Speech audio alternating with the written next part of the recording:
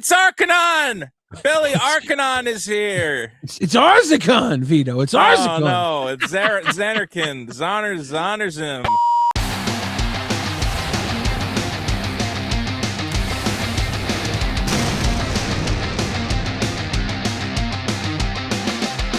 Billy, we're talking today about Mystery Booster Commander Edition. And I called you up. It just got spoiled. I called up Billy on the Magic phone and I said, Billy, there's new spoilers for the Magic cards, and we got to be the first to talk about right on them. top of that. We're right on top of that, Vito. Right on top. This is the first time you've ever gotten these two fat boys to hustle for anything. But here we are. Now, Mystery Booster Commander Edition, real quick, for those of you who remember Mystery Boosters. Yeah, Mystery Booster 1 was no new Booster cards, 2. Right? Mystery Booster 2 no, there was no new cards in Mystery Booster 1. Mystery Booster 2 does... Wait, Mystery Booster 2 doesn't have new cards, does it? Well, they have cards that I guess were only available on... Yeah. There's a couple like Alchemy? Magic Arena exclusive cards. Yeah. There was one card that was only ever in the Dreamcast Magic game in Japan that got its first ever printing. But this will be the first time we get a Mystery Booster product that's actually new cards designed for the Commander format. And this is probably going to be one of the big ones people are talking about today. It's Zagarzvan. Arzicon, whatever. He's a legendary planeswalker. I saw somebody complaining about the art. I said, what are you talking about? This is like an old school magic demon with a fucking icy manipulator orb. How can you be upset about this? This is awesome. Is it old school art? Because the Mystery Booster 2, they used the old school Urza art. They had the old school arts from I think from the original plane shift set or whatever.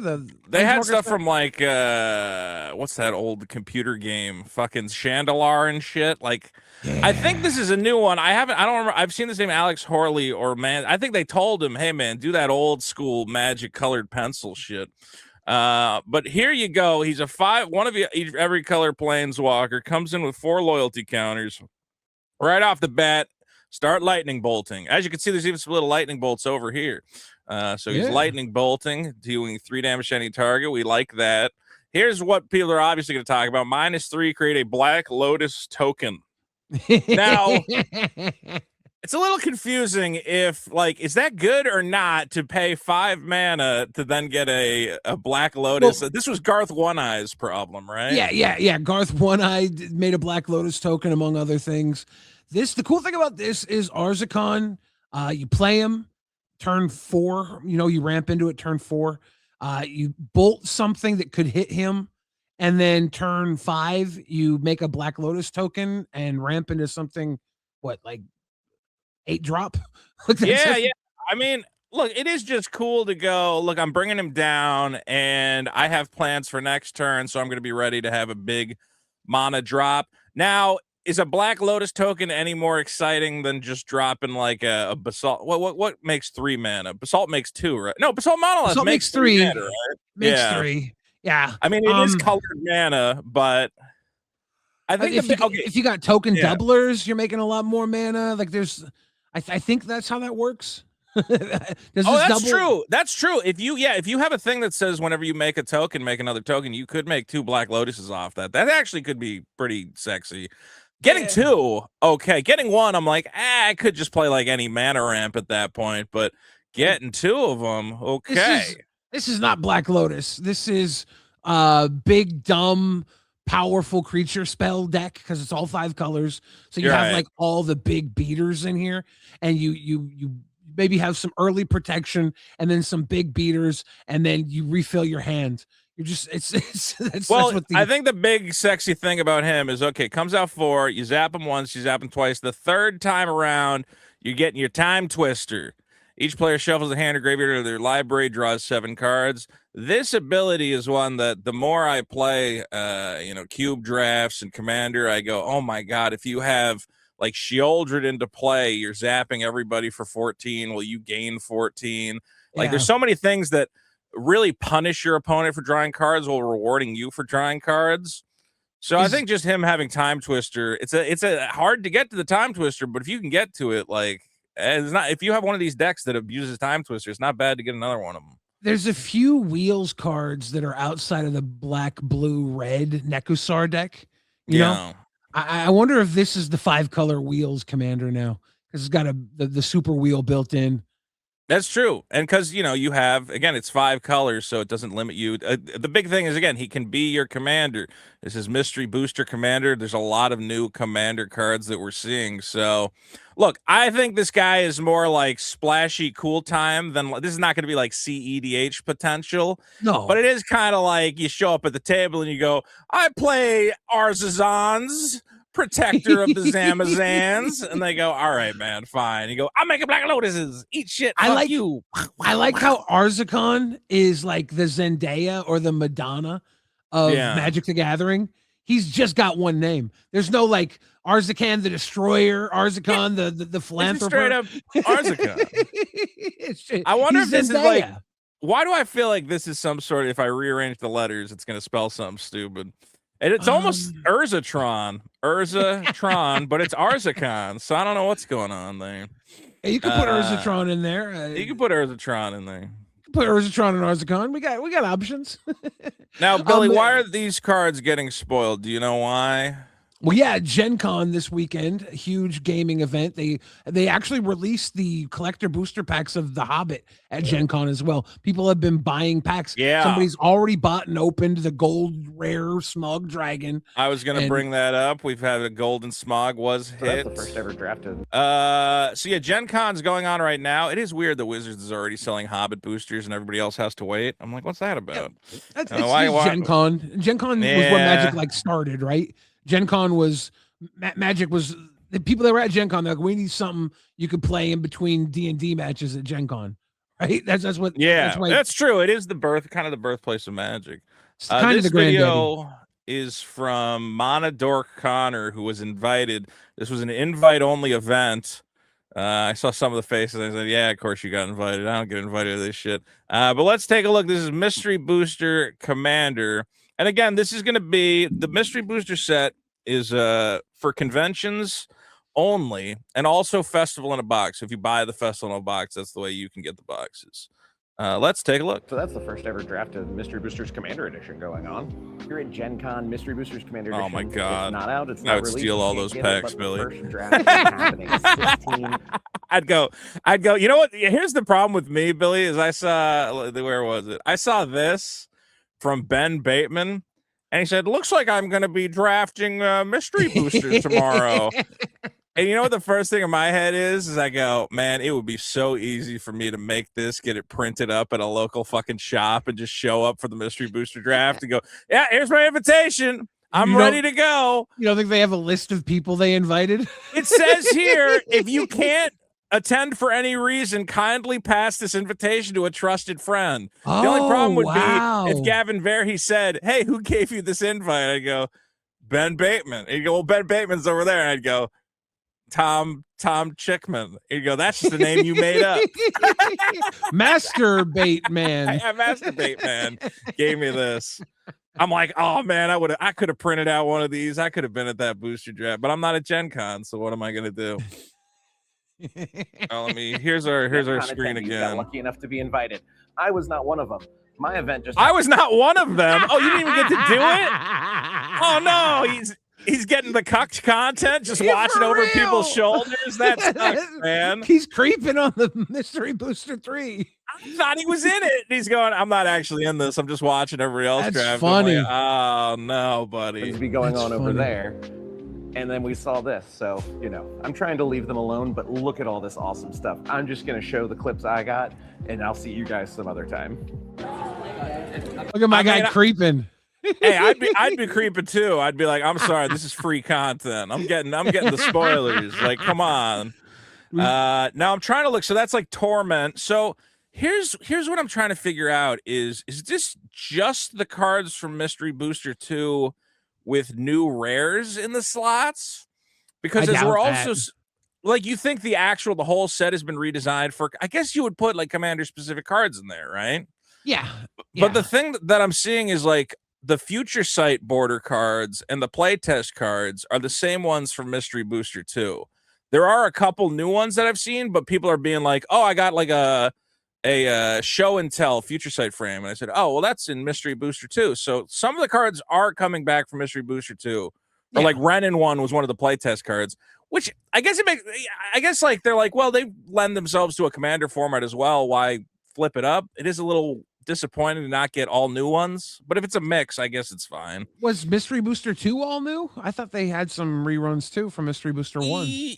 Yeah, but not in like the rare slots, I don't think. Maybe they did. I don't know. And all the future sight cards were new, and all the white border cards were new, because those are like new treatments.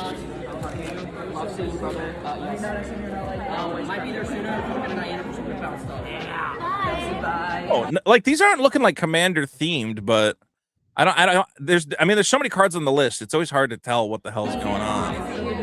Light of the Broad Chief is good. Okay, so there's Tevis Shat, Zoom of Fools. That's your boy and your goblin. I love deck, Tevis right? Shat. Yeah, that's my guy. He's great. So it looks like you get one so you're gonna get a rare, like a list rare. Then it looks like you're gonna get a commander focus rare, which is here your Tevish. I wonder if there's like a partner slot in each pack. That's possible. Yeah. These might be remixed Mystery Booster 2s, or they might be an all new thing. I'm not entirely sure. Again, this dropped like 2 hours ago. Then you're going to get one of these new I think every pack is going to have one of these new commander cards. We'll look at this Ooze guy in a second. He's very cool. So you got your regular rare, what looks like a reprinted commander focused rare, and then an all new card. And nice little foil there, and a future sight card, and a playtest card. Wow, you're getting a lot. Back to basics. What is that? Yeah, that's back to basics foil, which again was in Mystery Booster 2. I'm pretty sure. I wonder if the foils are more prevalent now than they were before. Oh, that would suck. That would bring the price of my foils down to nothing. I got a lot of Mystery Booster foils. All right, this guy. See, I know Relic of Legends has been there, but that makes sense.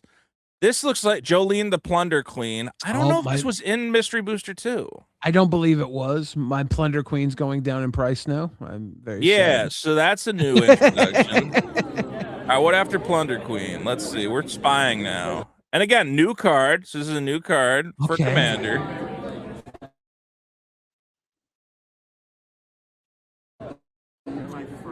Stop looking at it. We already know what it is.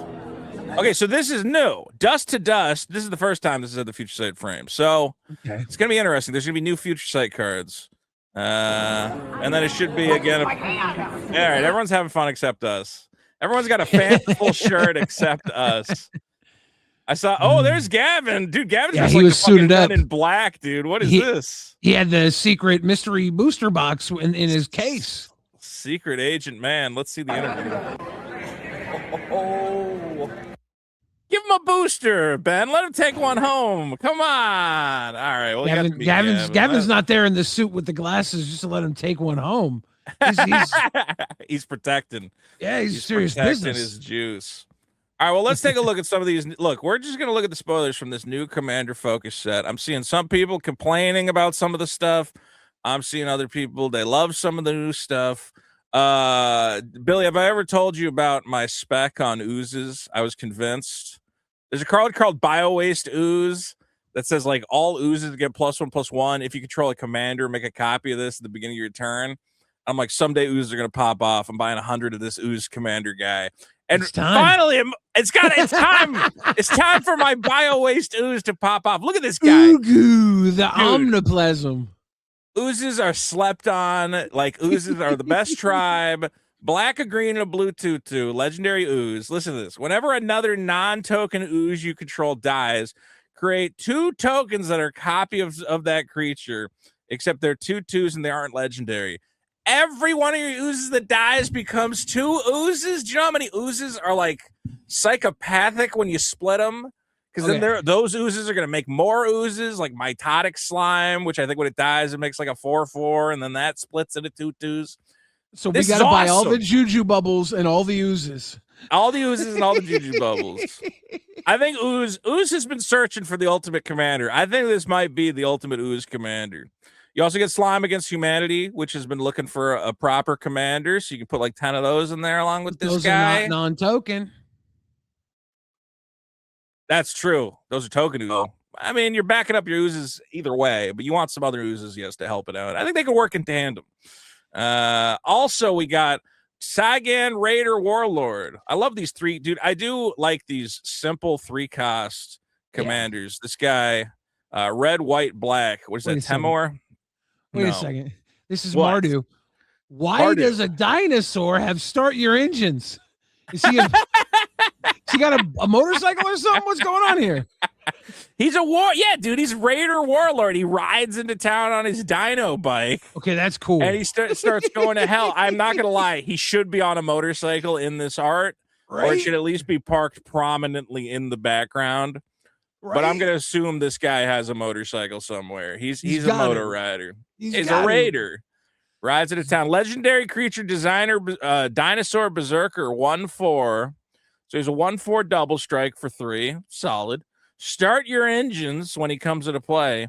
Whenever he attacks, creatures you control get +1/+0 until end of turn for each creature you control with first strike or double strike. So he's making, if you got a whole team full of first strikers, double strikers, everybody's getting pumped up. And then if you have max speed, he gets death touch and everybody else gets first strike, which means your whole team, when they attack, gets +1/+0 for every creature you got. That's just fun. That's just a fun guy. Isn't there that one white guy that gives all creatures your abilities if they if one of your creatures has like flying, they all have flying? I think that's Audric Tactician or whatever, the like white commander guy. Yeah, Audric's going in here. Yeah, I think it's Audric. Yeah, everybody, dude, everybody gets double strike, then you swing and all you guys have double strike and everyone's getting +1/+0. This is, dude, you know what is cool about this? This feels like classic Commander design. This feels like something that would have come out in like Commander 2015, you know? Yeah. Or it's just like, yeah, he's a dinosaur, he's a double striker, he does a bunch of stuff. Did you draft a lot of Commander Legends? I wish. I didn't know where to fucking draft it. I drafted Commander Legends on Magic the Gathering Online a lot. And then I drafted the Baldur's Gate a few times at the one of the commander parties, the command zone parties they have like locally. Yeah. And I love you're them. lucky you're in Seattle, man. There's probably a lot of opportunities to draft Magic as opposed yeah. Like I run into Gavin all the time. Like I'm Hey Gavin, how's it going, man? I've ran into Rosewater a bunch of times. I ran into Rosewater in LA too, though. So it's just, he gets around. He gets around. I know all these guys just from like playing for 20 years, you know, and they do have a lot of cool events. Like if I wasn't doing a podcast with you, they would have invited me to this. You gotta go. No, I'm the good side of things. You can go to all the events, and I can go. Billy can go. Me and Mark Rosewater were on a boat, and then we were in a hot tub. And we were having fun. We were eating cocktail weenies until 3 a.m. I got a little gas. Sat around, and I was mad about diversity or something. Good work, Vito. I was at home all night complaining about the Odyssey. Do you know there's a black lady in my Marvel? All right. Azura, Lingering Wick. 2 a blue and a red for a legendary spirit, a 1/5. At the beginning of your upkeep, exile the top of 3 cards of your library. Each opponent secretly chooses a number 0 or greater. Okay, I'm trying to parse that. Everybody choose a number. Then those numbers are revealed. Choose an opponent with the highest number. Deal that much damage to them. Then they may cast a spell from among those cards without paying its mana cost. And then you get to keep one of the other cards. So whoever pays the most life, basically, the other 2 players won't have to pay life. But whoever chooses the biggest number gets to play one of your 3 cards.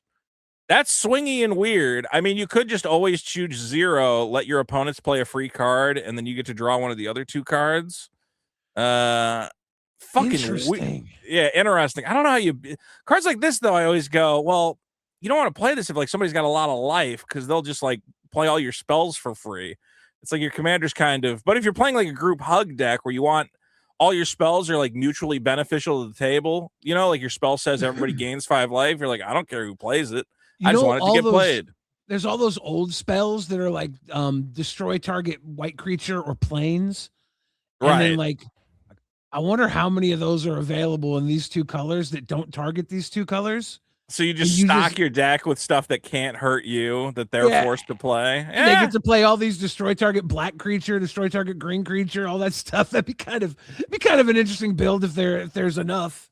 See, that's what's great about a card like this is you go, I don't know if this is good, but it kind of gets my brain moving where I go, well, how could I make this something that annoys the hell out of everybody? And they go, well, that fucking sucks. I'm tired of it. Why you keep doing that to me?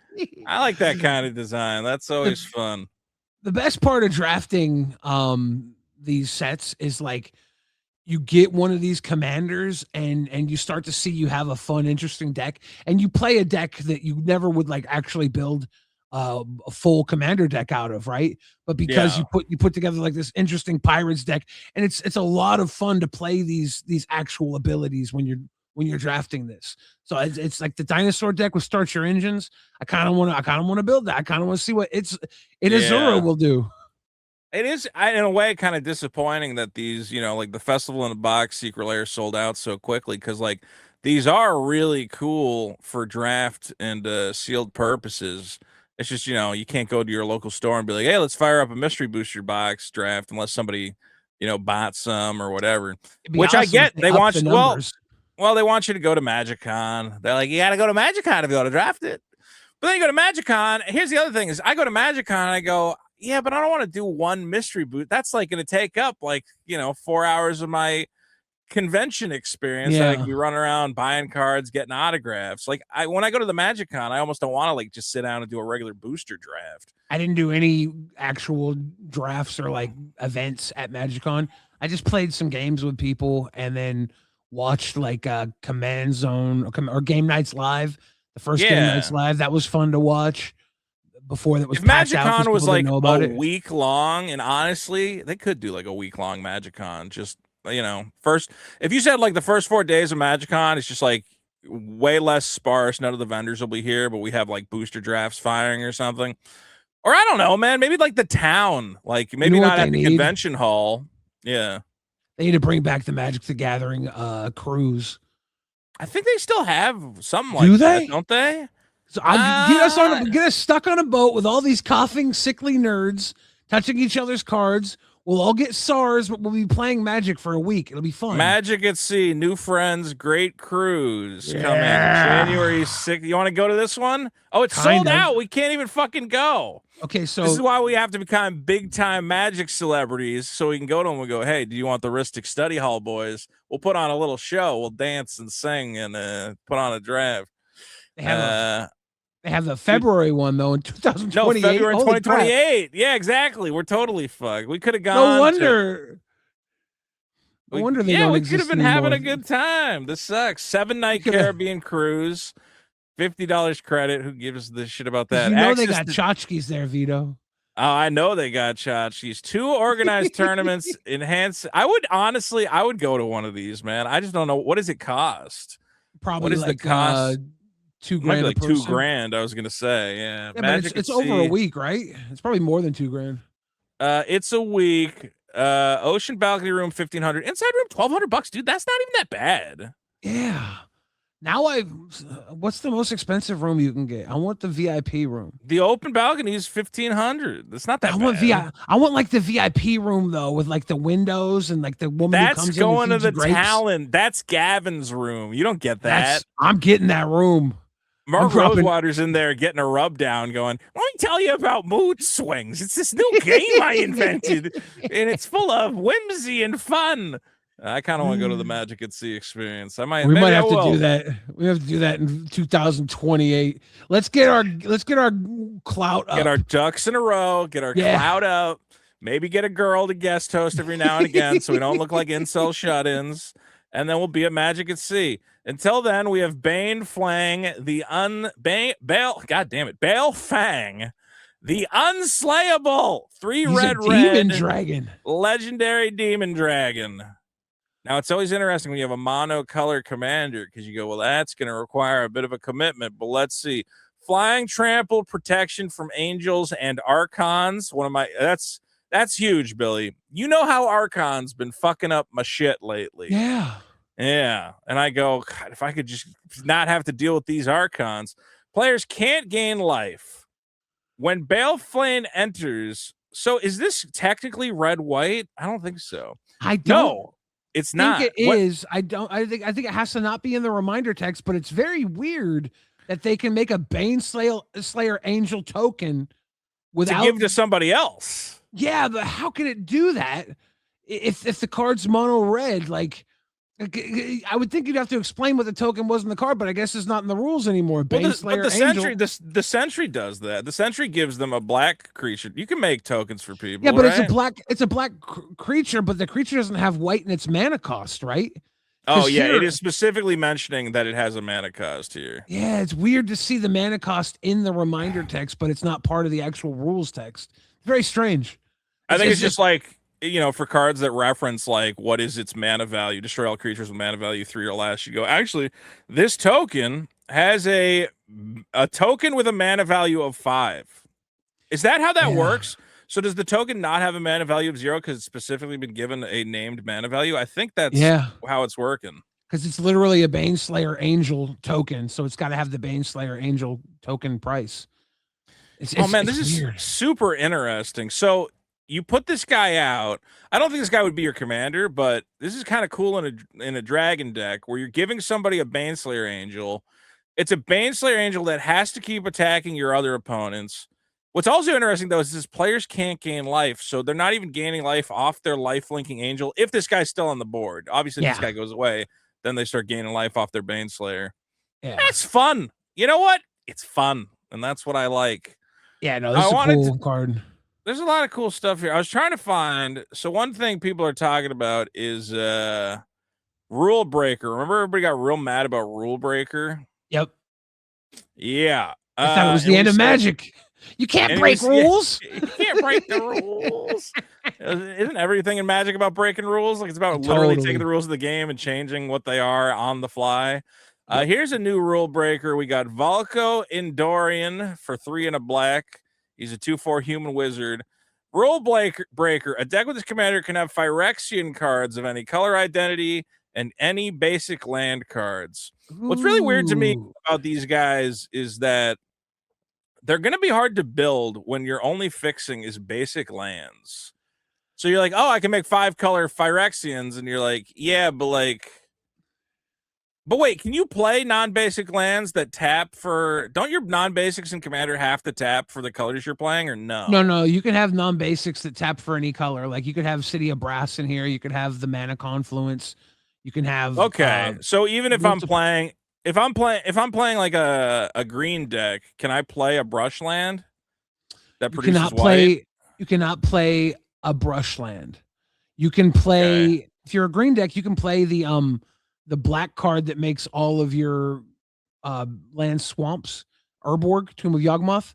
Right, because that technically is not tapping for anything. You can play the Yavimaya that makes them all forests in this. But I'm saying if I want to play, you know, like Elish Norn, which is a white Phyrexian, I can't play like Marsh Flats, right? Or no, you can play Marsh Flats. You can play Marsh Flats. What's the Fetid Heath? You couldn't play Fetid Heath, the like filter land. They let you get double white. No, you can't. Anything with a mana symbol on it's out of bounds. But like Mana Confluence and City of Brass don't have the mana symbols. They say 1 mana of any color.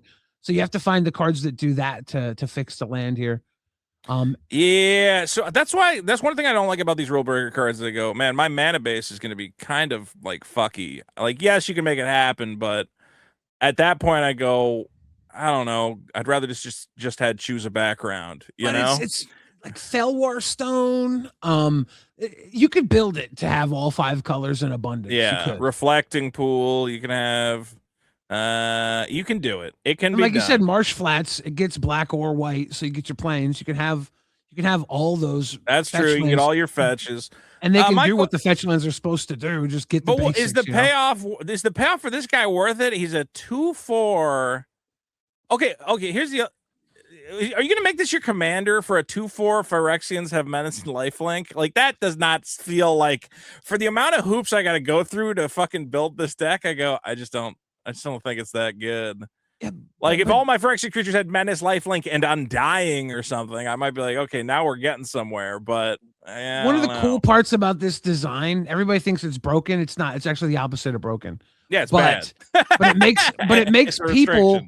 It makes people want to build decks that aren't just jam all the best cards into the deck. You know, like You could make the deck that has the Rhystic Study and the Cyclonic Rift, Force of Will, all that shit in it.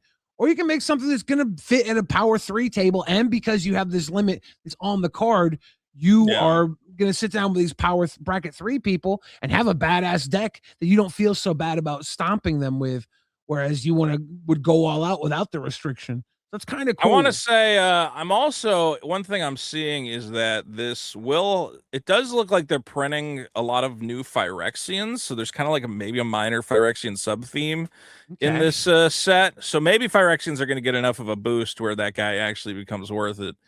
Here we have Devol, Evan Carr of Wrath, 2 black, green for a 2/2. Legendary Phyrexian Noble. Whenever another creature you control enters, lose 1 life and gain black. This feels like it is some sort of dial-up combo. This is going to be something. If you have a way to sack that creature okay, let's say the creature comes into play, you lose a life, you get a black, then you sack that creature to a Phyrexian altar or an Ashnod's altar. Like, if that's a creature that you can, there's like skeletons that can come back for cheap. I think there's going to be some ways to make a lot of mana out of your boys. There's all those creatures that when a creature dies, your opponent loses a life, you gain a life. Yeah. So like those turn this on to be the win con with a sack outlet and something that can be played from the graveyard. It's like just flip it through. Yeah, it's good. It's good. This ability to get black man off guys coming into play. Somebody's going to find some very quick, dirty, infinite loop with that, and I think this will see some play. It's in the command zone, which is interesting, but like we have stuff like the there's that zombie goblin from Modern Horizons 3 that makes a treasure token when you sacrifice a creature. Warren Instigator, is that? No. Yeah, Warren Instigator. It makes a treasure token when you sacrifice, you lose a life, and it's got the sacrifice outlet. Warren Soul Trader. Warren Soul Trader. Warren Soul Trader. Yeah, I know it was one of those. He's a Warren boy. He's got the sack outlet built into him, and he gives you the mana. You lose a life or whatever, but that does it all in one. He's not in the command zone. This is the command zone, so it opens up a different place, or it becomes a redundancy that you can throw in decks that want this anyways. So it's a cool card. I think there's going to be something you can do with this guy. I think that guy has a lot of potential. Talking about Rule Breaker, here's another Rule Breaker. 2 in a red for the unluckiest Planeswalker. Now, who is he being? He's being chased by some guys here. I believe this is the guy that is in all of the those enchantments, the curses. He's the guy that's in all the curses. So that would make sense because of his rule. His rule is a deck with this commander can have aura cards of any color identity, and all curses are auras. Yeah, and any basic land card. This is the curse Planeswalker. For add 1, he got 2 in a red. He comes to play with 4 counters, which is pretty good for a 3-mana Planeswalker. Go up 1, add 1 mana of any color. When you spend this to cast an aura spell, make a 1/1 red gremlin creature token. And it's 1 mana of any color. So this guy's actually, I like this because, again, the fixing for these is a little weird, but he literally is adding mana of any color, so he's going to be able to play all your weirdo curses and get a little gremlin to go along with them. That's fun. He can be your commander, and for -3, so you can use this when he comes into play, discard your hand, then draw cards equal to twice the number of auras you control. For each aura attached to you, attach it to an opponent of your choice. So if for some reason you've been cursed by other people, you get to then curse them. I'm wondering if there's any way to break that, or if this is just like a joke. Like, oh, you thought you cursed me? I'm cursing all of you. Well, it's a fun deck. You can build it with curses. You build it with auras. If you can double your mana, that 1 mana you add gets doubled, and you can spend it on 2 on an aura. You can spend them both on an aura, and you make 2 gremlins. So if you double that mana, you're making more little dudes. There's some fun stuff to play around with here. These cards are for fun. Like, this is a fun one. This guy's a little kind of jokey card. I mean, but I don't know. Even like, again, a 5-color aura deck could theoretically do some work with this, and just the fact. You can almost ignore this second thing. For each aura attached to you, get rid of all your curses. Just discard your hand, draw cards equal to twice the number of auras you control is like actually pretty solid if you're just running a 5-color aura deck. So I don't Yeah. actually think, even though the second part of this is kind of like jokey, like he's the curse victim, this is not terrible if you're just like stacking auras and want to draw a shit ton of cards and have 1/1s to put the fucking auras on. Also, another thing this is it's ramp in red. If you just throw this in the 99, That's true. you're ramping. A little You're bit ramping. It is, well, when you spend this mana to oh yeah, you can spend it on anything. You don't have to spend it on an aura. Interesting.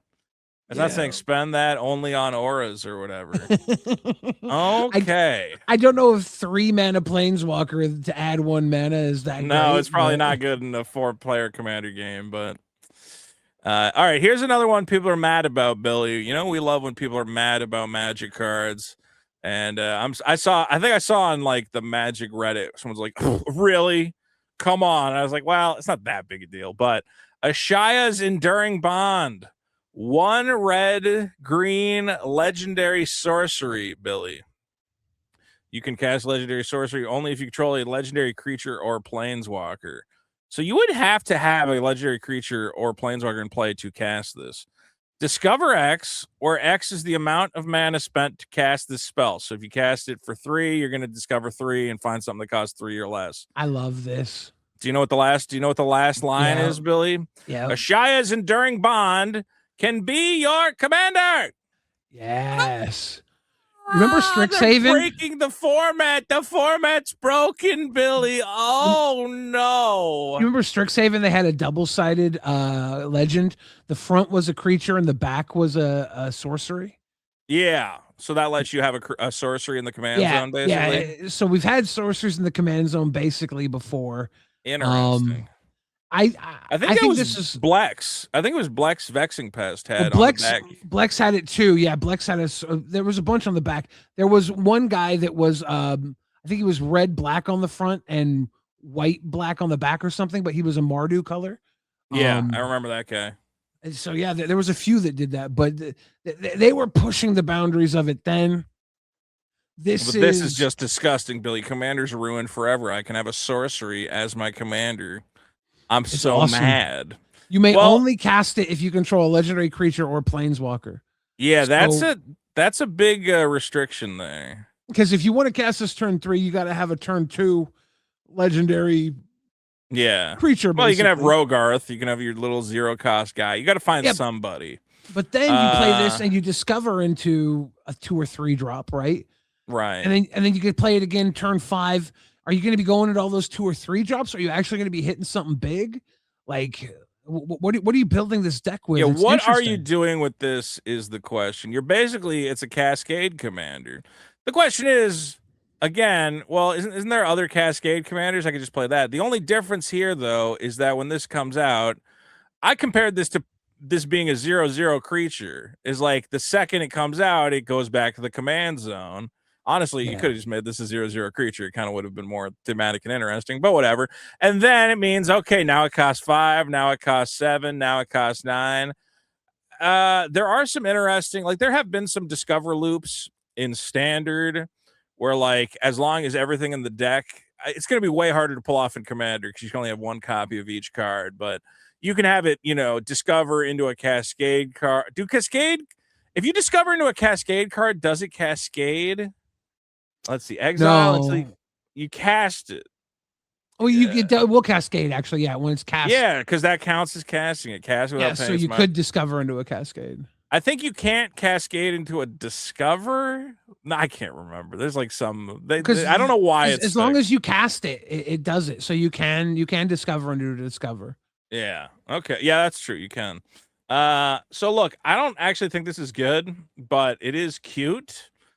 Again, though, I feel like I would just play a Cascade commander, find a way for it to die, and then replay my Cascade commander. Maybe I'm crazy. I'm wondering because it's legendary, so you gotta have those. If you didn't have legendary stuff in the deck, it would be interesting because you could kind of build that deck that has the 0 the no mana casting cost stuff, like the Wheel of Fortune. It's technically 0 with the. You could slide all that crazy shit in there, but you gotta have low casting cost stuff in here just to cast the Ashiya's Enduring Bond.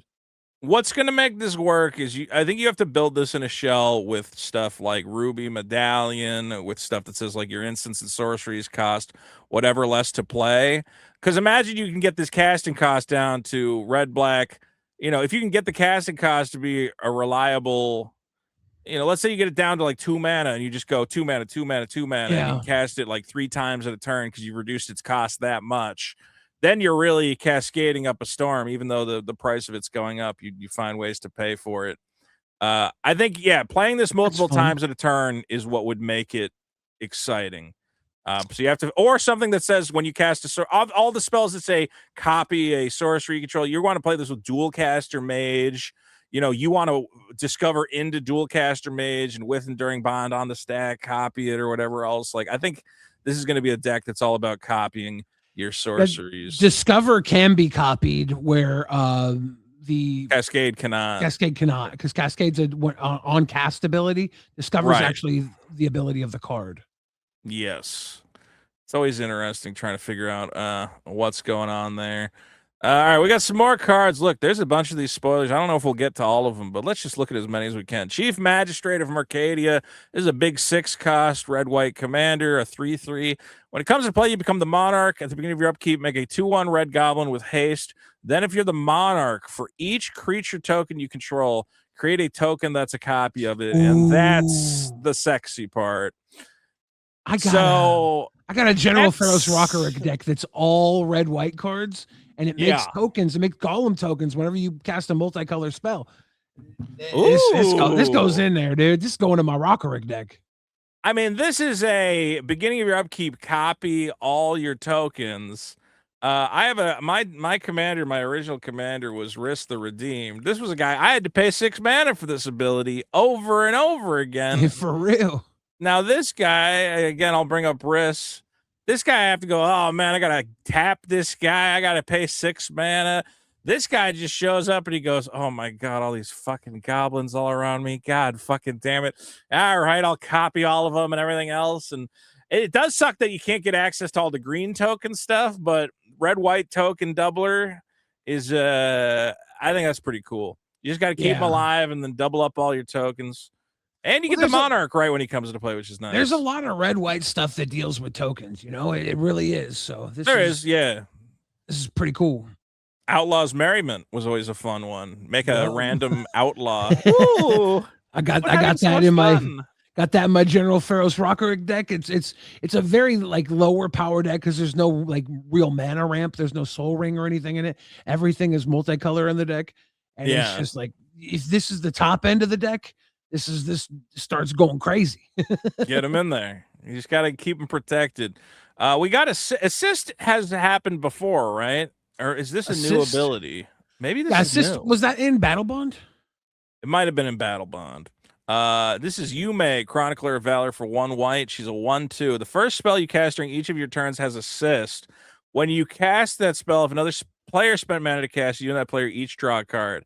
So you get to cast a spell. You get to... I don't know how you have to determine that. As you cast a spell with assist, you may choose another player. They may pay some or all of the generic mana the spells cost. So do you have to have the mana to pay for it already? Or can you like put it out there? What happens if you put it out there and they don't assist? Does the spell just fizzle because it wasn't paid for? It doesn't fizzle. It goes back to your hand. It's very weird how this works. I've ran into it a couple times on like Arena, I believe. Yeah. And it's fucking doesn't feel right. It doesn't feel natural. So if no one assists, you just revealed a spell and it goes back to your hand. Yeah, it's very weird. Do you have to pay the white to start it off? Do you have to do anything or you just literally show it off? I think you finish paying, if I recall correctly, after they've paid. So you don't pay anything until they've paid. It's very weird. But this says they can only pay the generic mana. They can't pay for any of the colored mana. Yeah, you pay after they pay, though. I think it's happened to be very few times, but it doesn't feel right. It makes me uncomfortable, actually. Well, it's cute, man. You go, especially good, if you're in a table and you go, hey, I want to kill that guy's thing, but I want you to pay the mana for it, and you're going to get a card. I mean, obviously, for your group hug decks, people are going to like that. I think that's pretty cool. We also looks like ninjas and rogues are getting a little more love, which is nice because we just got TMNT. Boss Uraman, Shadow's Reach, 3 and a black for a 2/2 legendary creature, human rogue with Shadow. Woo! I still don't know what swimming is. Maybe swimming will be shadow under the water. Under the sea. Under the sea. Attacking ninjas and rogues you control death touch. Always good. Whenever one or more ninjas or rogues you control deals combat damage to a player, create a 1/1 black rat rogue creature token. Look, I think I just throw this in my ninja deck. This feels like an obvious include, and I'm happy for that because I like my ninja deck. I have this thing where I hate putting creatures that aren't of that typal into the typal decks. Yeah. This is not a ninja. And like I look at what it does, I'm like, I want to put this in my rat deck, but it's not a rat. And I'm like, that's the ninja deck has that problem where like you have to rely on a lot of like you're playing Ornithopter, obviously. And Ornithopter's not a ninja, but it's a little zero cost attacking evasive thing. Yeah. It's like the completest in me wants them all to be ninjas, but I would obviously I kind of like it that. in a weird way. I kind of like it in a weird way that like the ninjas need help from all their weird, goofy friends where they're like, Tormented Soul, my favorite shadow, attack so I can jump in there and do some ninja shit. Yeah, I'm not against it. I'm not against it. And I think if I built a ninja deck, I probably would put all that good shit in it, like Ornithopter and all the shadow little dudes. Yeah. This is one, Billy, I want. I think if I'm reading this correctly, I want it. Miss Highwater, 2 black for a 5/3 menace, Demon Advisor. When she deals combat damage to a player who doesn't have a contract counter, they may discard their hand. If they do, they draw 7 cards and get a contract counter. I hate that it's a may, though, because I feel like they're going to be like, I don't really want to do it. Because as long as they have a contract counter, when they lose the game, for each artifact and creature they control, you get a token copy of it. So you're basically going, hey, you want to draw 7 cards? And they're like, I would love to draw 7 cards. That's awesome. And then if you can kill that player, when they die, you get all their shit. So you don't have to have Miss Highwater on the board when they die to get all their shit? No, it's just it's a contract counter for as long as they have a contract counter. It's not for as long as Miss Highwater's on the table. It's just, all right, you're under contract, bitch. I kind of like that. It's I would like this better if it was like a comes into. I don't know why it's got to be a combat damage thing. Like it should just be a comes into play where I go, hey, you want to draw 7 cards? But okay, I got to work for it. I want to put a contract counter on someone, and I want to get all their stuff. Also, they get a contract counter. There's got to be a way where if one player's got a contract counter on them, that I can somehow proliferate it onto somebody else. There's got to be some card that does it. I go, you got a contract counter, you got a contract counter, you got a contract counter. Now I just got to kill one of you fuckers, and then I get all your shit. So they have to discard their hand, though. You can't get a contract counter if they decline to discard their hand. So if they have like a full grip, they're like, nah, I'm good. Like, yeah. You keep but your you could politic it with them. You could be like, hey, listen, man, I'm not even going to try to kill you. Or, we could be friends. I'm going to get you 7 new cards. And if you happen to die, that's fine, because I'm just going to use your shit to kill that guy who we don't like. And they go, yeah. All right, that's a pretty good contract. I think you got to make friends with whoever you're putting the contract counter on, where you go, listen, man, this is just insurance in case you die. I don't know how you're going to die. It's not going to be from me. But when you die, I'll take your stuff and I'll kill the guy who killed you. And that's like you won anyway. You got to put Helma the host on Miss Highwater so all the people get contract counters. And you're just ready for anybody to die. And you're the bad guy. Everybody's getting a contract counter. It's happening. We got a couple. Man, there's a lot of planeswalkers, it looks like, which is fun. It's always fun. See, planeswalkers kind of suck in a commander format unless they could be your commander, because then you kind of have reliable access to them and you're going to be planning to defend them. Our boy Venser is back. The Venser is back. He's the first Venser as a planeswalker? Or no, there was the Sojourner back in Shards of Mirrodin. 3 white, blue, legendary 4 counters. Each non-token creature you control that wasn't cast from your hand enters with 2 additional +1/+1 counters on it. Now, Billy, do you know what that's for? Blinking. You're a blink boy. Venser's always been about blinking. Your guy comes in if he entered because he's entering from some weird exile zone. He's coming in with a bunch of +1/+1s on him. +1 exile a permanent you control. Return it to the battlefield under its owner's control. Man, I already have the deck. This guy's going in my Yorion deck. Need this boy. For each opponent, return up to 1 target non-land permanent that the player controls to its owner's hand. I'd like to bounce your Rhystic Study and your Rhystic Study and your Rhystic Study back to hand. Those are all off the board. You guys can recast them later. Okay.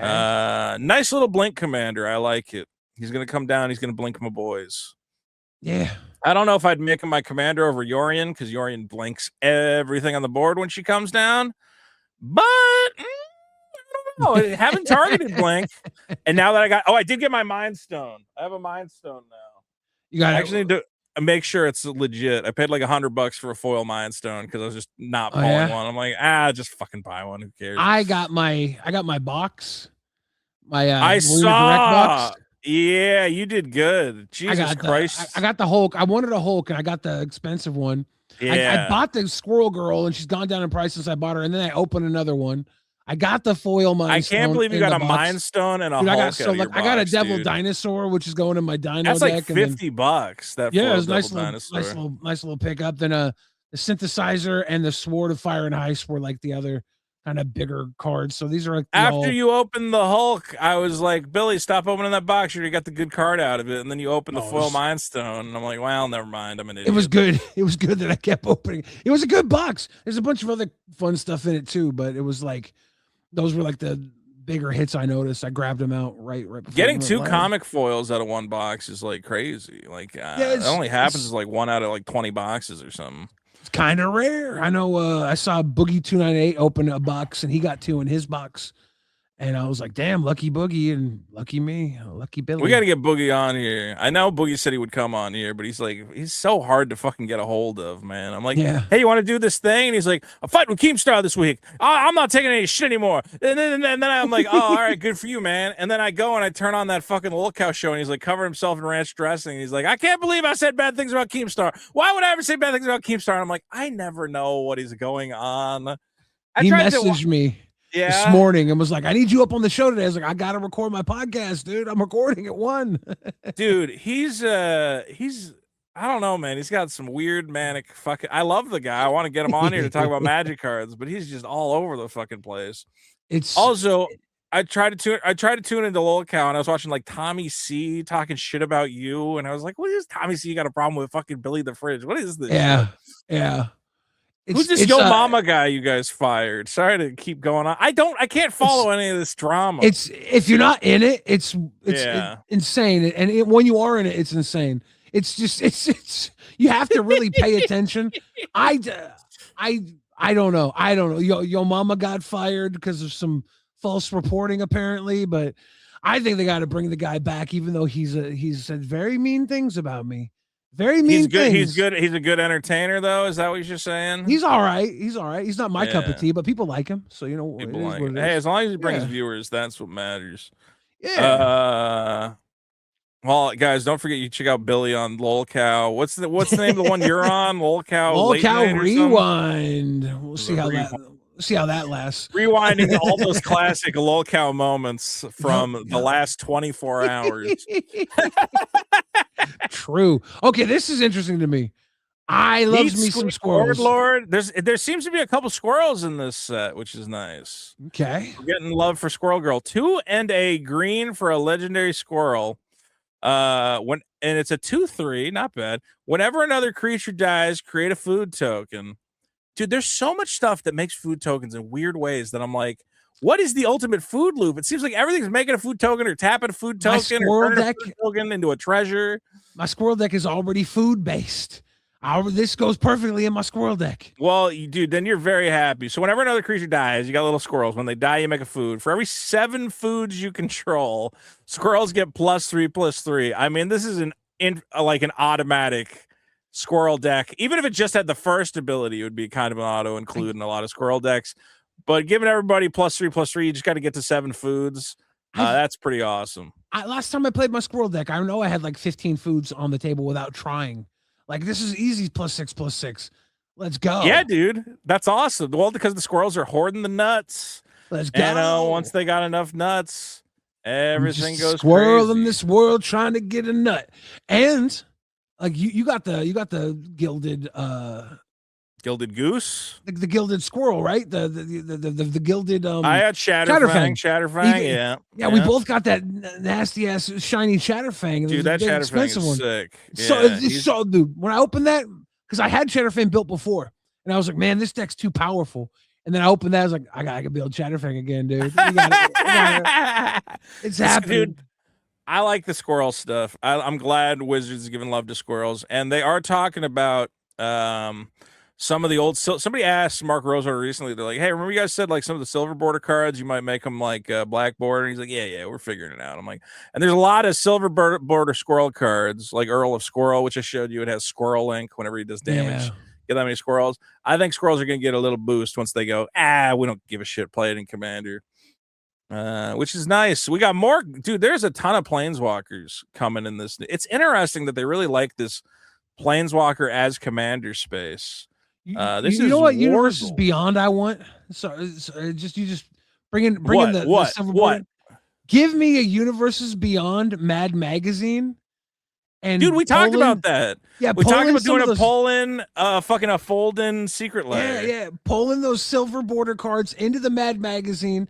Have them parody all of our other Magic things in the Mad Magazine. Bro, that'd be fun. Yeah, honestly, doing an outright parody set that was just like Mad Magazine fucking goofus, and it's like Juice Boolerin, ooh, and just like stupid goofy names and shit. Anna versus Beyond. Yeah, but you got to take it away from Mark Rosewater and his team of water cooler humor guys. Hire us because we're very funny. Yeah, dude, we can have a lot of fun. I'm telling you, dude. The next Universes Beyond should be Homelands 2. If it was just called Homelands 2, you could have so much fucking fun. And the whole the actual set could be like whatever, but we need to design Homelands 2, sell it, break all copyright laws, get sued, but then they realize how good it is and they bring us in. It'll be like one of those Rocky movies. Dude, if we did Homelands 2 as a outright parody set, a parody game, I don't think they could do anything if it was obvious parody, as long as we don't use. They have to try and sue us though. That's how we have the Rocky moment when they sue us, then realize they can't beat the little guy, and then they have to hire us to make Homelands 3. They might sue us for calling it Homelands 2. Homelands 2, The Return Home. Warzel the Protector is a 1 white 4-cost planeswalker. 4-cost planeswalker with 4 loyalty counters. +1, this is interesting, makes a 1/1 white counter cat token with put a loyalty counter on each planeswalker you control. Well, that's, I think did we already see this? Did this already get spoiled? Because that's awesome. Recall. Yeah. For -1, look at the top 6, reveal a planeswalker or basic planes, put them into your hand, and then -8, make 10 Scrib Sprite tokens. I love that they're referencing these old Magic cards. And again, they're green 1/1 fairy creatures with flying. Yeah, that's so wild. I'm really wondering if, like the commander rules, if a thing makes green tokens and has the green mana symbol, does that technically make this like a green-white commander? Does it? Because that would like make sense to me if that's why they're doing that, is that it technically is 2 colors. I've heard them talk about putting like rampant growth, but instead of searching your library for a basic land, you'll like put a tapped Tundra token into play. Yeah, I've heard them talk about maybe doing that, and if that was the case. The problem with all this is it's like make a Black Lotus token, and I go, yeah, but are you guys going to print a Black Lotus token? Because I don't think you want to print a Black Lotus token, because then everybody would just use it as their Black Lotus proxy. There's a couple different cards that make Black Lotus tokens now, but they've never actually made a Black Lotus token. They said they wouldn't, but I wonder if they're changing their mind on that now, because they said they reprinted Magic 30. Like they actually reprinted the Black Lotus in Magic 30. So like, what's really keeping them from making the token? Just greed, dude. It would be okay. So the Magic 30 was like a weird fucking thing, and I'll try to bring up the 30th anniversary Black Lotus. I mean, that was them. Here's the weird rock and hard place that they're in is like people still want a Black Lotus, and people will still pay, even though this is technically not, legal or whatever, they'll still pay. What does this go for? Like $500? I think so. TCG player 30th Black Lotus. I think the old border version is like way more. Oh, this is crazy. Is this actually what it's going for? If people are paying this, they're nuts. View all listings. Well, there's actually only one of these on TCG Player right now. What have these been selling for? Somebody bought one for $3,000, which is crazy to me. Yeah. So that's why they don't want to print a Black Lotus token, is like they still have reprint equity. If they decided to do Magic 35th edition, 40th edition, like there's still, ooh, the Black Lotus, it's so special. Ooh. Which makes no sense to me because you can get that fucking Black Lotus promo from fucking Duel Masters. And then look, here, you wanna, where is it? Oh, I only have not Magic, anything other than Magic.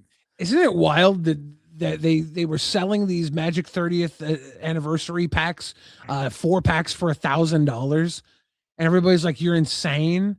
And now when you look back at it, no, it's still not a good idea, because did you ever watch people opening those packs? But that's like the old border one is like even more than that.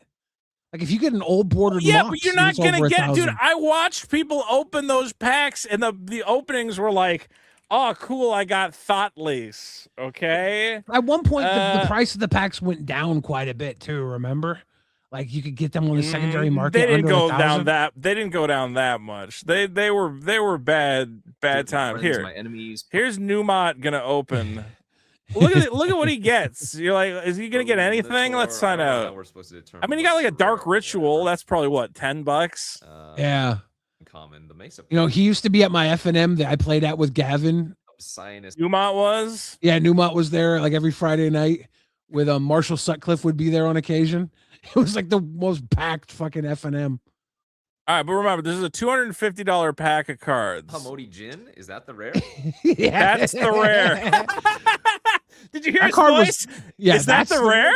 Is that the rare? That card was awesome back in the day. He got a Dark Ritual. I bet you that's worth a decent chunk of money. I think it's like $20 for a Dark Ritual. You can get a Dark Ritual. Our rare out of pack 1. Well, you still get your. We got a Circle of Protection blue. Yeah, you get one retro card and one. Okay, so that's $250 for a Mahatma Jin and a Circle of Protection blue. That's dog shit. That's real bad. That's like oh my god. So like, dude, even if you would have to pull the Lotus in like 6 packs, and you're not going to. We will have 5 different. I don't know why the video is now slowing down. Everybody just skips ahead to the rares.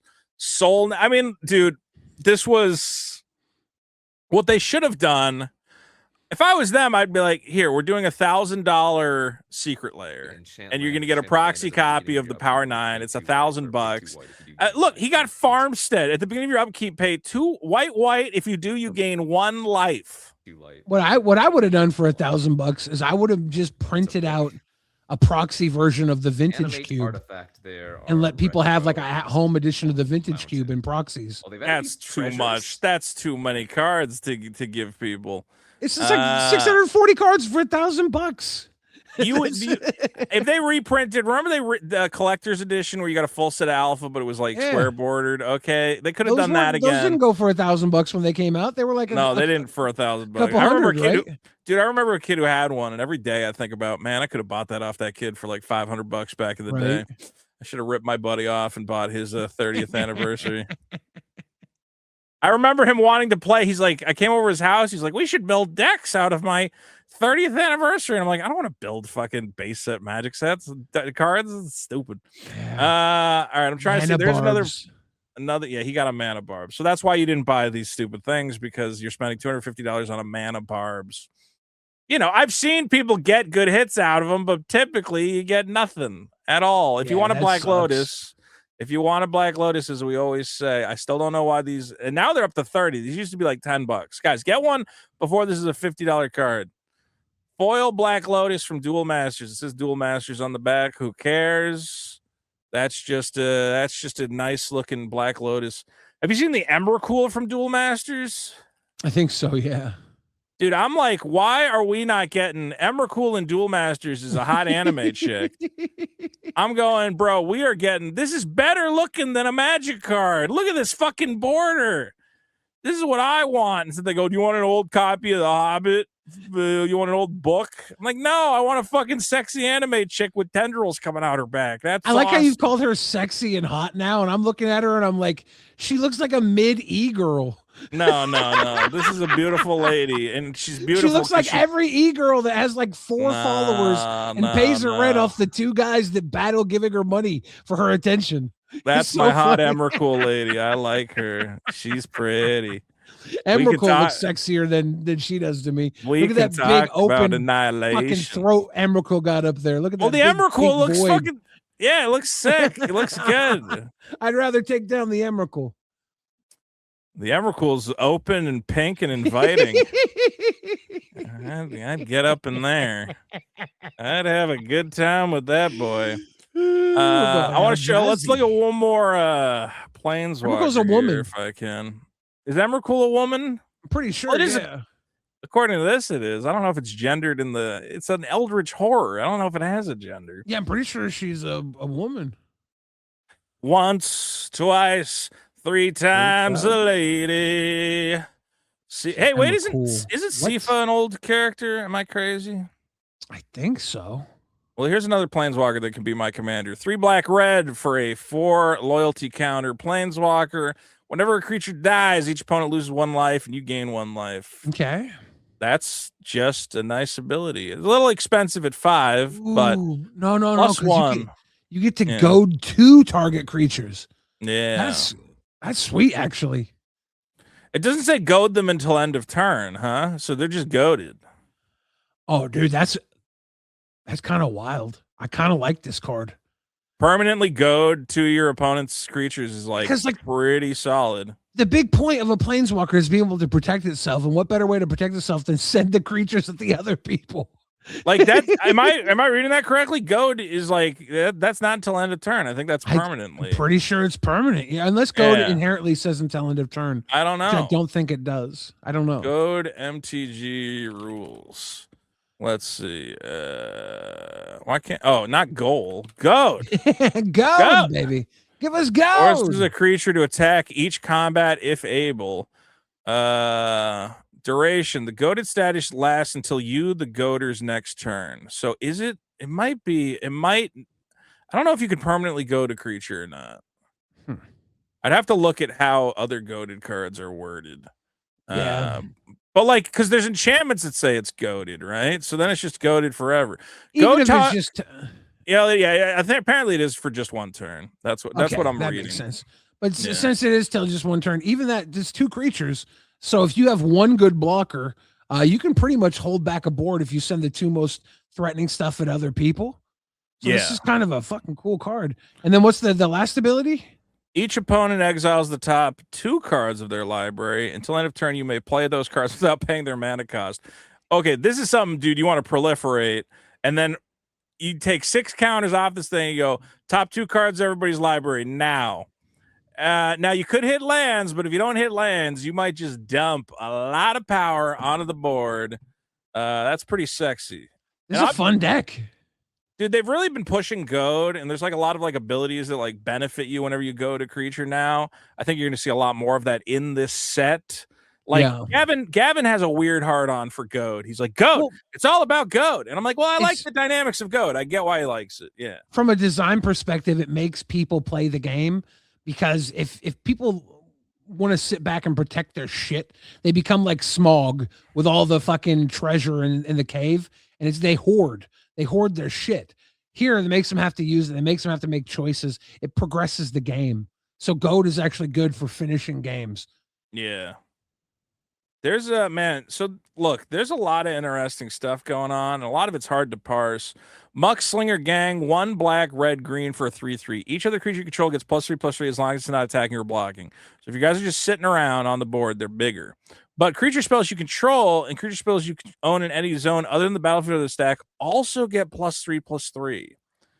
Okay, so if you have something that's like search your library for a creature with power X or I don't know, man. Like This is one of those cards that I go, I got to think about this. This is interesting.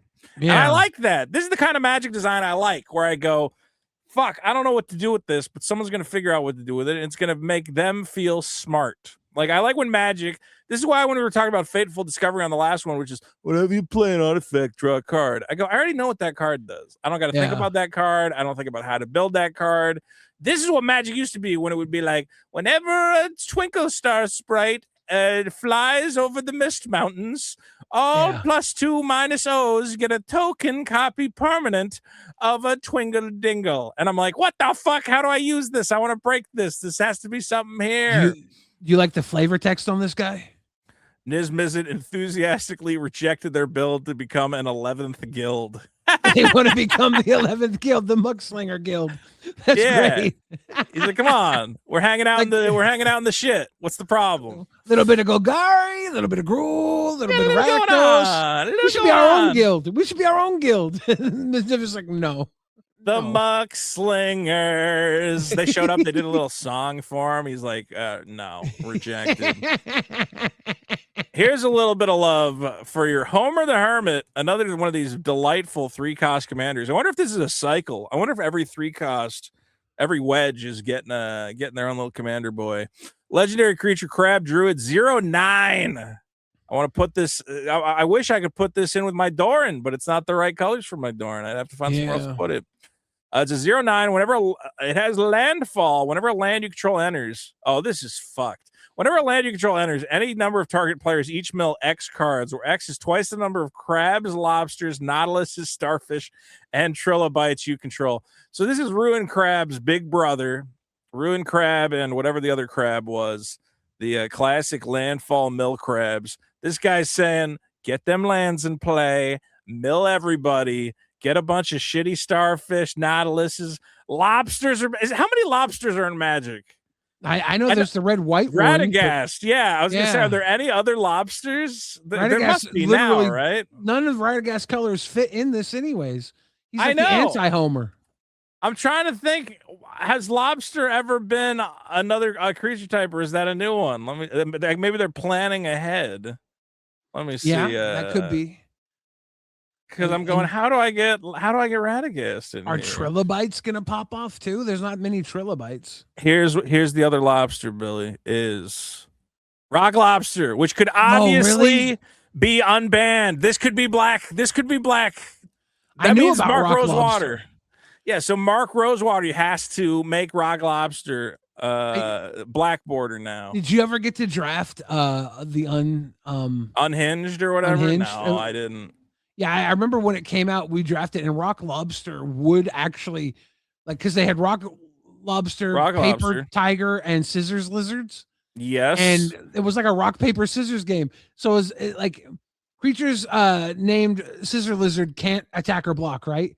But if they don't have, you shut down their Scissor Lizard. You got a 4/3 for 4, and back then that was a lot. That's a big boy. That's a big old. These were kind of dope lobster. back then. They were dope to draft. So currently there are only two lobsters in all of Magic, but I'm kind of hoping that Homer's going to give it. Maybe we'll get a second lobster or two sneaking around in this set. We'll see. I forgot Trilobite was a creature type as well. Yeah. Did you see what do you call it? Fuck, what is it? There's some old cards that people are going, because they got rid of this creature type. And people are saying, you got to bring it back. You brought it back now. You got to go back. I think this guy's now a soldier because of Marvel superheroes. Hero. But now this hero should be a hero again. Yeah, there are a few heroes from back in the day that have got erased. I think it's time. It's time to revisit the creature rules and go, yes, you can run Banalish Hero in your hero deck. Come on. I think it's only fair. I don't know who Makes would. Perfect sense. I think you should. Who would? Billy, do you know what this card does? It's a 1/1 with banding. I still don't really understand bands. And why do people not understand banding? Banding is, every time I watch one of these videos where they go, banding is the most complex thing in the world. Like, it's because it's better on blocking than attacking, but it's like different than blocking and attacking. It's like, if you're attacking, they all have to band together. All of them except one have to have bands if you're attacking, right? But if you're blocking, only one has to have bands. It's fucking no, that's weird. not true. Is that true? I thought so. I think it's I See, think no this is why matter I'm if it's attacking, confused. I think because you're making shit up. Banding can band with one other guy unless that other guy also has banding, and then it can keep basically any numbers of creatures with banding can obviously band together. They have banding, and then one other guy who doesn't know how to band can go, well, I don't know how to band, and they go, we'll show you. Come along. That's how you have to think about it in your head. Is they're always teaching one other guy how to We'll band. show you. It's easy. It's fun. Let me see your meat. What? I played when bands was a thing, right? I was playing when everybody I still didn't get it then. I was 11. I was 12. I was 11 or 12. I was dumb. But then I have a buddy in my play group that I played with like a year ago who has a fucking bands deck. And I still didn't get it. And he had the whole bands deck. And I'm like, yeah, I don't know, man. All that you need to know. I trust you. All the banding guys can bring along one other banding guy because they're teaching him how to band. Okay, they're a friendly group of boys. They go, come on, it's easy. It's not scary at all. We're gonna band. And then in combat, shut up. In combat, your banding group just means that you are in charge of assigning the combat damage. That's all it is. So if they're doing 10 damage to your band, you get to go, okay, put all of it on my 1/1 bander, and everybody else lives. That's all banding is you assign combat damage, no matter if you're attacking all or of it blocking on your or what. 1/1? Yeah, you can stack all of it on your 1/1 and everyone else lives. Seems kind of OP. It's super OP. I'm pretty, and now I'm worried that I'm I'm wrong. I'm worried too. I'm pretty sure you can assign all the banding. Is there damage. a YouTube video that's like a minute long explaining banding? There's like 8,000 of them. Okay. If there's like a 1 minute explain banding to dummies for video, we might have to watch that for the good of the world. We could do an entire episode about banding, and it probably still wouldn't make any sense. The Okay, banding was together. include. Oh, why does it keep screwing up this page? Stupid fucking ads and shit. Any number of attacking creatures with banding. Never mind. I can't even look at this for some reason. Oh my god. Because MTG fandom wants me to allow ads on their. Oh, it's because I have some sort of ad blocker that they're mad at me. All right. Well, look, I'm just going to accept that my version of banding is correct. Literally every time I've tried to learn banding, this is exactly what I do. I agree, except yours. I don't know. I'm going to forget it happened. I want to see if I could put all the banding on. Can you put all banding on one guy? Offense. During an attack, you can attack with banders. Okay. Damage is dealt as normal, but the controller of the band decides how to defend a creature, deals the damage to each creature from the band. It's not uncommon to hook a regenerator to the band to take all the damage. So you could attack in a band with one regenerating creature and send all the attack damage at the regenerating creature and then regenerate it. Okay. But again, I think you can just... you get to assign all the damage. So that's why attacking with a 1/1 bander is actually like not bad, because it just means that all the damage is going to go to your little 1/1 dingus in the next combat that he's involved in. He's like a little buddy. He goes, give us the Benelish hero for our Captain America deck. Captain America will save you. I love you. Yeah. Captain America. I look like Xena Warrior Princess. Captain America. I mean, that is like, if you said, hey, this is my sister, she wants to go on a date, I'd go, all right, let's go. I got no problem with that. I got no Take her to problem the with batting that. cage. See here, shut up. Here's one rule breaker. A deck with this commander can have any land cards. This one I thought was funny because someone said Talarian Academy's back on the table. And I said, well, hold on. It's rule breaker. It says rule breaker, and it says I can have any land cards. It doesn't say any format legal land cards.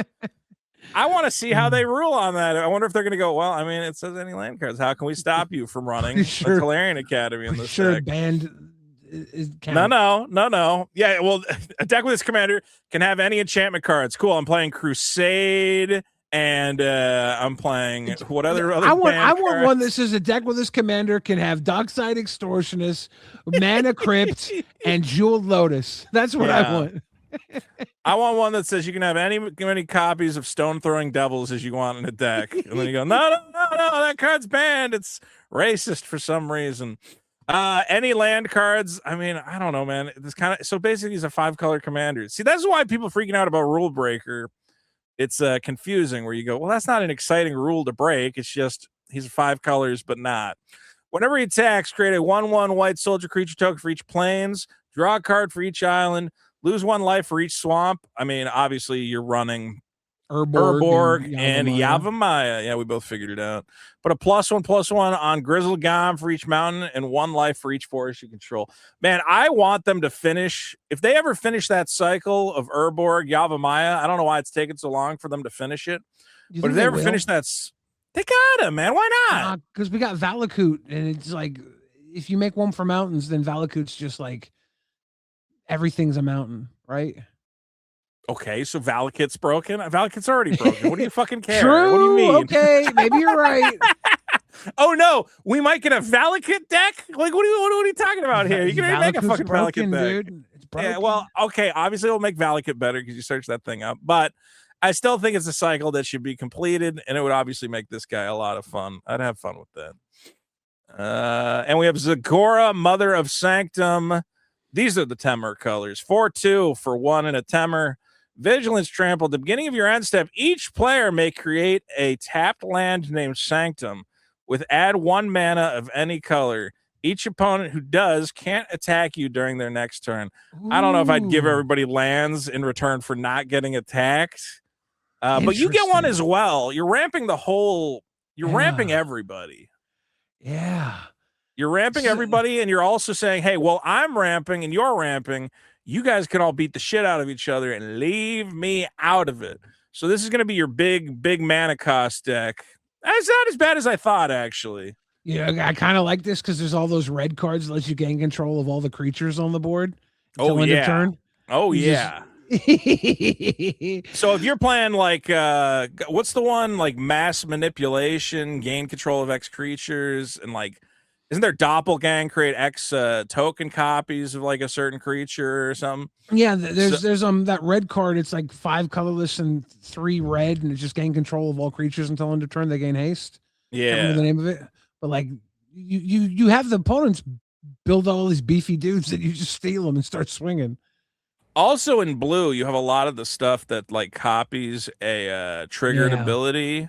So you might be putting 2 Sanctum tokens into play, while everybody else is only getting 1. And if they're paying 8 mana for their super dude, and you have like a 4 mana clone card, you get to copy their super dude for 4 mana that they paid 8 for. You still have all this mana. So you make 2 or 3 of them because it's full of clones. There's a lot of fun stuff you could do with this deck. Dude, clones are. I need to build a dedicated clone deck.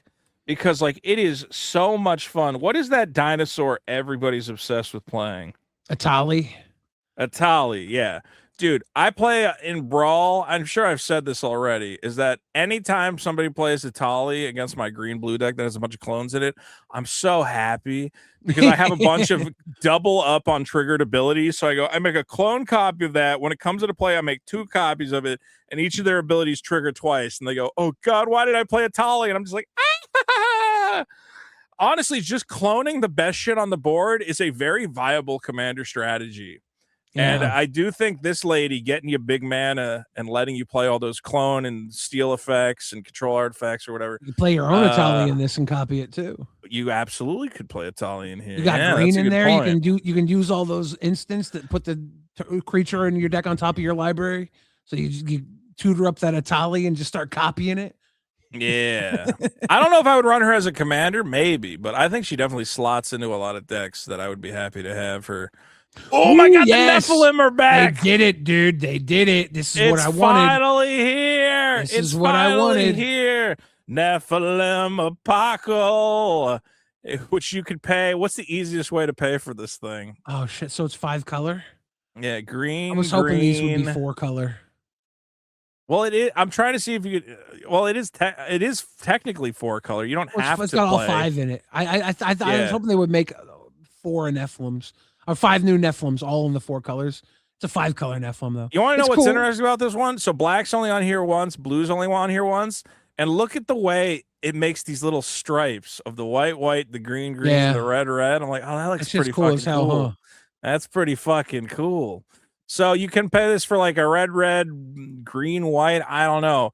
4/4 Elder Nephilim. When it enters, search your library for a Nephilim, reveal it, put it in your hand, then shuffle. Nephilim you control get +1/+1 for each other Nephilim you control and can't be blocked by mono. Does this make? I don't think this makes Nephilim playable though. I mean, Oh, it does. It does. It does. No, the Nephilim are all like pretty bad. I'm pretty sure. But we love Nephilim. We love them, but they're not like you go, man. These are not that powerful. But you could throw this in with all the changelings, and then you just all your changeling Nephilims are going nuts. I mean, what is the best Nephilim? So you got to pay one of each color. The problem is you were paying one of each color for a 1/1 or a 2/2. And you're like, oh my god, what is the point of that? Witch Maw, whenever you play a spell, put 2+1/+1s on it. Not that good. Ink Treader, whatever. I think this was the good one. It's a 3/3. Whenever a player plays an instant or sorcery. No, if Ink Treader is the target of the spell, copy it. I mean, I guess you can copy any spells targeting Nephilim, but that's just Ivy Spell Thief at that point, which costs 2. Yeah. Giant Eye, whenever it deals combat damage to a player, draw that many cards as a 2/2. But you could discard a card and give it +1/+1. Okay. Like, don't these look like the most giant fucking sky-destroying things in the world? And they're all 2/2s and 3/3s. They should have been 7/7s. I was hoping they were gonna bring them back, and they were gonna be instead of they'd still be 4-color, but they would be like red black hybrid and then green white hybrid. So they were 2 mana cost Nephilim. Just like give them the same power, but make them 2 mana cost and make them legendary. Like do something like that. Make each of our boys a legend. We still got to revisit these Nephilim. They're coming back in Homelands 2. Homelands 2 will have the Nephilim. You've heard it here first, alongside upgraded Juju Bubble. Those are going to be the 2 cards we have so far. I do like that this guy. Bubble. I do like that this guy makes sand creature tokens, because Sandman came out in Spider-Man and I was confused. I'm like, what do you mean he's creature type sand? When did they come up with that? And then I realized sand creatures have been around since fucking Legends. Yeah. I'm like, oh shit, sand is a creature type. Yeah. That's so fucking weird. I make a sand. You make a sand what? A sand. A 1/1 sand. You go, what is a 1/1 sand? What does that mean? It's like it's just a 1/1. Wasn't there like people in the Bible who turned to sand and stuff? Like this sand is, but it's just so weird that it's not like a colorless like sand mite or sand boy or whatever. It's just a 1/1 sand. I attack with my sand. Sand is actually kind of violent. You ever get caught in a dust storm? Shit's wild. It's not alive. That's why it's weird. Sand is. You know, if it was a sand elemental, but then it would be an elemental. It wouldn't be a sand. Did you see The Hobbit? There's the stone throwing giant or whatever that throws a little 3/1 stone boulder wall creature. I did see that. That was cool. Yeah. That's also all right. A creature. It's a stone boulder. Stone boulder. All right, look. Here's the thing, guys. Is there's a lot of spoilers here. We can't go through the whole set. So we're just gonna look at one more card. Tomfold the Destroyer, 3 black. I just want to look at these Planeswalkers because it is interesting. There's a lot of focus on these Planeswalker commanders that are making classic Magic fucking creatures. 3 black, 4 loyalty, +2 make a zombie creature token. Already fun. 0, sack a creature, get black. That's not. See, the other guy was like, I'm gonna make a Black Lotus. And I was like, yeah, but I don't know. I'm jumping through a lot of hoops. So this is like, I just sack a guy. I'm getting black. And I can play him in mono black zombies. That's a little more reliable, I feel like, than jump through hoops to get Black Lotus token. And I can do it for 0. I don't have to lose loyalty counters to get it. Create a Lord of the Pit for 5. Yes.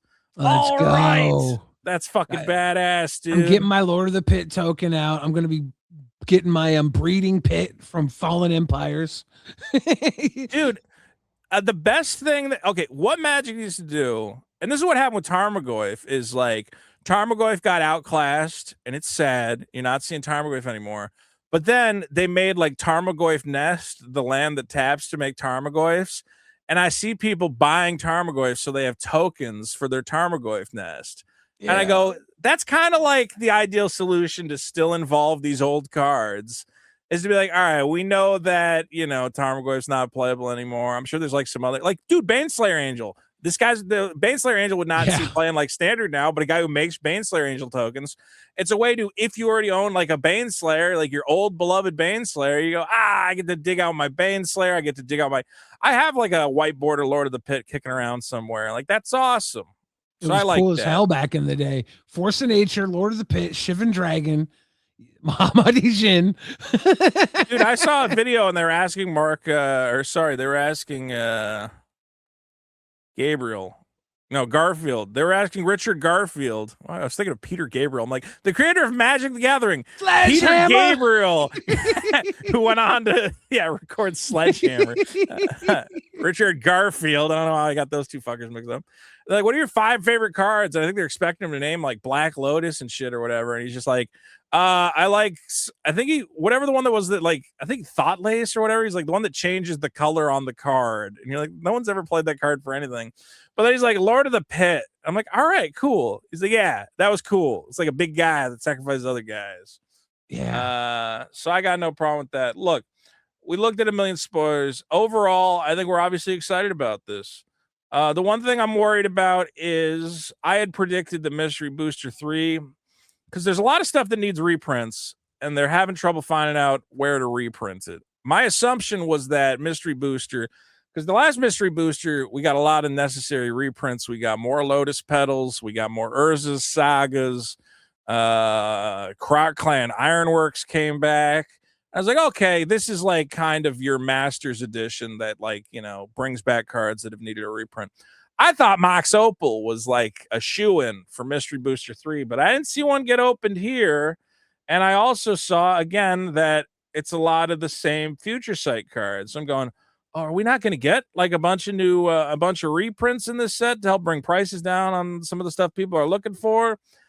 Then again, we did see one new Future Sight card. So maybe I'm wondering if these packs they printed for this are not the final packs, if these were like preview edition packs just to test it out, but it looked like a finished product from what Gavin was showing off. We did have Mystery Booster 1 had a convention edition and a retail edition, right? But that was because it came out during COVID, so it flipped everything around. That is correct. Maybe we'll see a convention edition and a retail edition this time around. Yeah, we'll see what. I don't think they'll do that. I think again that was a COVID related thing. Yeah. But I don't know. We got to get a Mox Opal reprint eventually. I'm hoping we get some big time reprints in here. We'll see what happens. It's gonna be interesting. The other thing that's interesting, Billy, I tried to bring it up, and now I don't even have it up. Somebody did pull a smog, Billy. How are we going to get a smog? We got to get a smog. It looks very nice. I saw Ben Bateman had it in his hand. His team. Well, he didn't open it though. He went to like some event where they were showing it off or something. No, his company that he works with bought it for I think $25,000. So what is his company?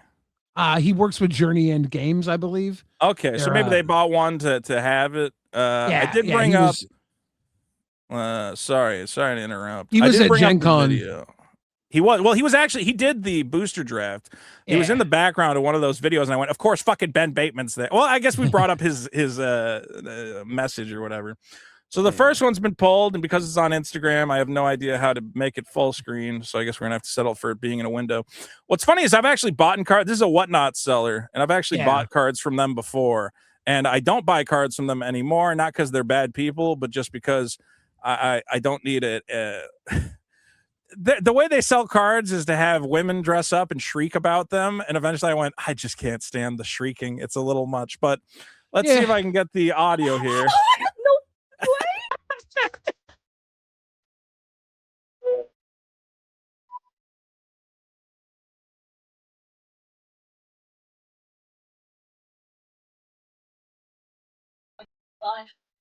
We're gonna get copyright claim for this song, aren't we? Totally. Oh, you fuckers. You goddamn fuckers. I gotta turn off the fucking thing now. Look, it looks nice. I still think it looks like a little kid bookmark, so I'm not that fucking excited about it. But it is what it is. Full scope. You know what? It's nice that it went. I see a lot of people complaining. They're going, "Oh, of course an influencer got it." I'm like, "It's not an influencer. These are pack crackers, man." They get the product early because they're not selling it until the release date. So that they Yeah. have product in hand, they're allowed to open it on stream because it doesn't ship until release date. But the people at Gen Con were actually able to purchase the packs before pre-release, and someone at Gen Con opened one up, and Ben Bateman and Journey's End Games were doing an off-site Magic tournament for people who didn't have passes to get into Gen Con in the area, and the person drove over and sold it to them for like 25K in trade-ins and cash or something. So they had one in hand too. So I guess a couple have been open now. I think selling that for 25K is a smart move. I mean, you think there's gonna be more of these than there are Cosmic Soul Stones and stuff like that? well, no, it said it's limited to 500 or around 500. But again, I don't feel like Smog. Let's be clear, Smog is a Hobbit character. The Hobbit's fun, but it ain't Lord of the Rings, man. Well, if there were 500, yeah, then this is gonna go down to like probably like 5K, 10K if there are 500. Yeah. I think the reason the Cosmic Soul Stone was so high, I think it was like 150 of them. Dude, I think there are way less. Yeah, it feels like those Cosmic Soul Stones. I've never seen one pulled Yeah, ever. So we saw the there's not even like videos of people pulling them. It's like the they golden- get pulled like so randomly. the Golden Chocobo is 1 in 77, and it goes for like 100K, right? Yeah. So Yeah, if dude, there's actually 500, then I think 25K was a little too high. I would say this card would land at like 10K. I mean, dude, you look at the gold sign turtles, which are like similar, and those are already down. I think at like hype levels, they were up to like 5,000-6,000. I think they're going for like 1,500, $2,000 maybe. The problem with this is like there's no way to like really realistically value these because it's just like they're not liquid. It's not like there's a bunch of people looking to buy them. So the question of the value comes down to how many weirdos really, really, really like the fucking Hobbit.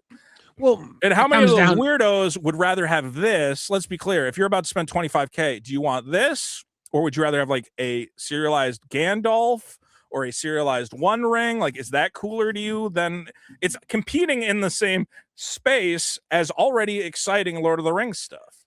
Well, Smaug is fucking the big bad from the Hobbit. Like, Smaug is real. If you're deal. a big Hobbit guy, but Gandalf's cooler than Smaug. Gandalf's cooler than Smaug only in the fact that Gandalf is like, you know, he's in all that shit. He's all up in it.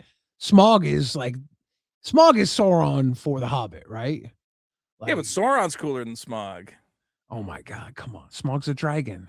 Dude, if you made me choose, okay, and money was not involved, if you showed me like the two cards and you said, would you rather have a serialized Sauron or a fucking whatever the fuck doofus dragon? Look, it looks like a dragon out of a little kid's like, and then the magic dragon came out. There are some people. I have a tummy ache and I can't breathe fire anymore. And all the hobbits gave him a chocolate cake to make him that's what this dragon looks chocolate like. Cake.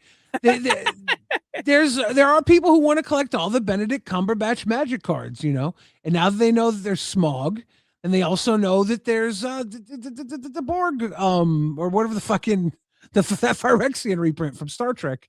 They got to get all the Benedict Cumberbatch cards. Yes. Well, if you're collecting all the Benedict Cumberbuckles or whatever the fuck.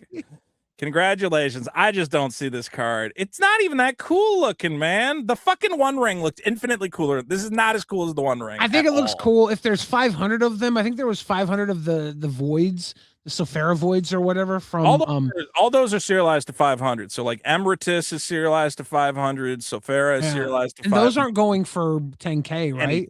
No, not Yeah. If there are 500 of these, I think it's probably going to drop to like 10K. Dude, I'd rather have a serialized Bitterbloom Bear than Smaug, I think. Again, if money was no issue, I'm like, dude, I'm more likely to play Bitterbloom Bear in a deck. The Rebecca Gay one that was serialized out of Lorwyn. This is cooler. This looks That's cooler. so cool. One of his scales is missing because he got hit by the magical That's from the other arrow. one. That's from the other one. The Black Arrow. The Black Arrow, Vito. It was the Black Arrow. It was the Black Arrow, Vito. Bilbo danced in the Shire, and there once was a land of the Shire, lived in a world that we all admire. You know that song? Are you a Bilbo? You're kind of on some real Sackville Baggins' behavior, dude. Live in the rabbit hole and This is- everybody knows this him. is some Bilbo Sackville Baggins and shit. Bilbo Baggins only It's like the Sackville. You're like from the Sackville Baggins, dude. Me Okay, and Frodo and Bilbo, we like our cakes and our pies and our fucking rings and our. It is fascinating that we're going straight from The Hobbit into Star Trek. I really hope that Wizards takes advantage of that, and this is what we need. In the middle of the earth, in the land of Shire, lives a brave little hobbit whom we all admire. Ladies and gentlemen, this has been Rhystic Study Hall. You episode remember? 16. Do you remember when Elijah Wood DJ'd the Lord of the Rings party and played this song for Magic? They had him DJ I wish a we Magic could party. I wish we could actually play the song without getting claimed. It's a Yeah. fun song. Nimoy knocked it out of the park. Yeah. In the land of the Shire. This has been Rhystic Study Hall, episode 16. Taking a look at Commander Edition Mystery Booster 3s. Guys, you can find me at youtube.com/Vito and the new Biggest Problem at youtube.com/Biggest Problem. We'll see how that goes. I think we might have a very special guest this coming Thursday if all things work out. Yeah. Interesting. Yeah. It's my landlord telling me, listen, man, you got to pay rent. Fucking work a little harder. Billy, where can we find you? I'm Billy the Fridge. You can find me on your mom's porch for the blowtorch. Hell yeah, brother. And I just want you guys to know, live like a hobbit, dance like a hobbit, breathe like a hobbit, eat like a hobbit, and keep playing Magic.